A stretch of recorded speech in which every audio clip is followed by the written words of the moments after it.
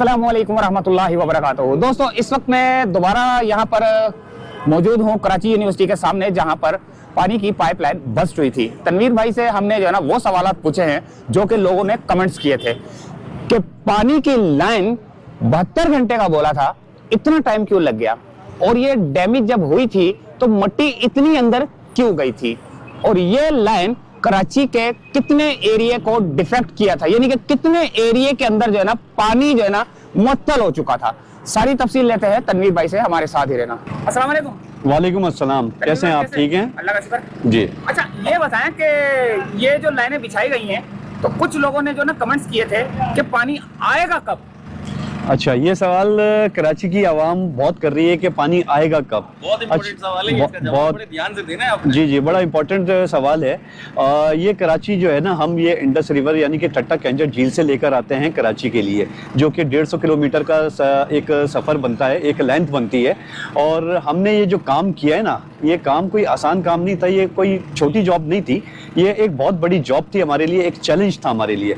इसको हमने माशाल्लाह अल्लाह ताला ने हमारा साथ दिया और हमने ये काम को पाए तकमील तक पहुंचाया। इंशाल्लाह ताला 2 से 4 घंटे में इस लाइन को हम प्राइम करेंगे और ये लाइन चार्ज होने के बाद जो है वो लाइन चार्जिंग पर आ जाएगी और ये शाम तक जो है वो हम इसको इंश्योर करेंगे। रात को जो है वो कराची के आवाम को जो है वो पानी मिलना शुरू हो जाएगा। आज जी, आज रात, बिल्कुल आज रात।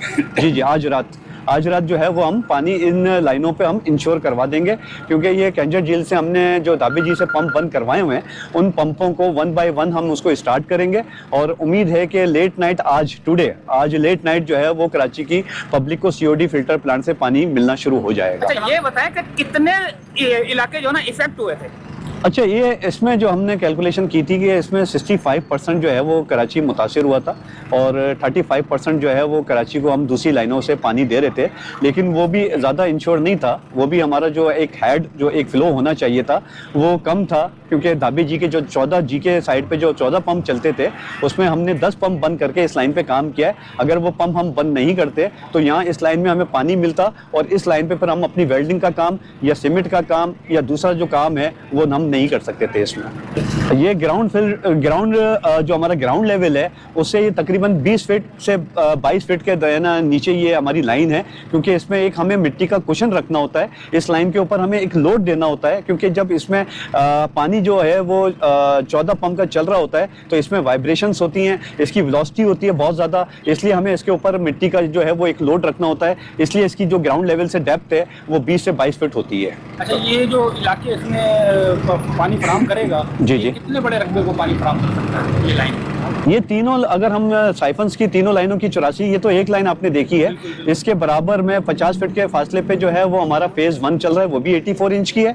और उससे 50 फीट के बाद जो है वो MS की हमारी एक 84 इंच की लाइन और है, वो भी इसी कॉरिडोर में चल रही है। तो इन तीनों को मिला के जो है वो कराची को जो पानी आता है कैंजर झील से, वो 650 MGD पानी आता है कराची की आवाम के लिए। अच्छा, ये सेंट्रल तक जाएगा? जी बिल्कुल जाएगा, क्यों नहीं जाएगा, पहले भी जा रहा था तो अभी भी जाएगा, अब और अच्छा हो जाएगा। अब और अच्छा हो जाएगा इंशाल्लाह ताला। सर, ये बताएं कि ये जो 84 इंच की लाइन है, तो जब पानी छोड़ा जाता है तो पूरी 84 इंच भरी होती है अंदर से लाइन, या थोड़ी कम होती है? अच्छा, ये भी बड़ा अच्छा सवाल है आपका कि बहुत सारे लोगों को इस चीज़ का आइडिया नहीं है कि यार ये समझते हैं कि शायद आधी लाइन चल रही है या क्वार्टर लाइन चल रही है। जब वहाँ से GK पे से और K2 और K3 के जब हम पंप स्टार्ट करते हैं और कराची को जो पानी लाते हैं 650 MGD, तो इस लाइन में पानी जो है इतना होता है कि इसका अगर हम हेड कैलकुलेट करें, इसका अगर लाइन से पानी जो बाहर आता है ऊपर टॉप पे, वो नियर अबाउट कोई मैं समझता हूँ 150 से 200 फीट का इसका हेड होता है। और ये पानी ये लाइन जो है ना वो पूरी भर के चल रही होती है, कोई आधी या कोई क्वार्टर नहीं चल रही होती है, ये फुल प्रेशराइज लाइन है, फुल भर के चल रही होती है ये लाइन। अच्छा, ये ऐसा है कि फुल तो लाइन चल रही होती है तो आपको अंदाजा हो जाता है कि ओवरफ्लो भी होता है, कोई ऐसा कोई चक्कर है? जी जी, हमारे इसमें ट्रांजिशन चैम्बर्स हैं, उसको हम मॉनिटरिंग कर रहे होते हैं। मेरे एक्सियन साहब की ड्यूटी है, अब्दुल अजीज साहब की, मेरे AEE साहब इसको पूरा सिस्टम को, जहाँ से ये पूरी लेंथ आई है उस लेंथ को हम मॉनिटर कर रहे होते हैं कि कहीं ओवरफ्लो ना हो, कहीं चॉकिंग हो गई है तो फौरन हम उस पर सेफ्टी प्रिकॉशंस के तहत हम अपना काम कंप्लीट करें। अगर कहीं ब्लॉकेज आ गई उसको रिमूव करना होता है। हम अपनी लाइनों से खेल नहीं सकते, ये लाइनें ऐसी हैं जो कराची के आवाम के लिए लाइफ लाइन है, जिंदगी है ये। हम हम इस पे कोई भी लापरवाही नहीं कर सकते। अगर ये लाइन फटे किसी भी रीजन के तहत, किसी भी वजह के तहत, तो इसका जो खमियाजा है, इसका जो नुकसान है, वो कराची की पब्लिक को उठाना पड़ता है। सर ये लाइन जब फटती है, इतना बड़ा कराची है, जाबिजी सी आ रही है, जी, जब जी। लाइन फटती है तो आपको कैसे अंदाजा होता है कि किस पॉइंट पे जो है लाइन टूटी? इसमें हमारे पैरामीटर्स होते हैं, यानी कि साइफन जो हमने एक स्टेशंस बनाए हुए हैं, मैं आम सी टेक्निकल बात करूं इंजीनियरिंग साइड पे, कि इसमें हमने मुख्तलिफ पॉइंट्स पे स्टेशन बनाए हुए होते हैं, उस पर हमारी रीडिंग्स चल रही होती हैं, उसमें हम हर घंटे की रीडिंग्स ले रहे होते हैं।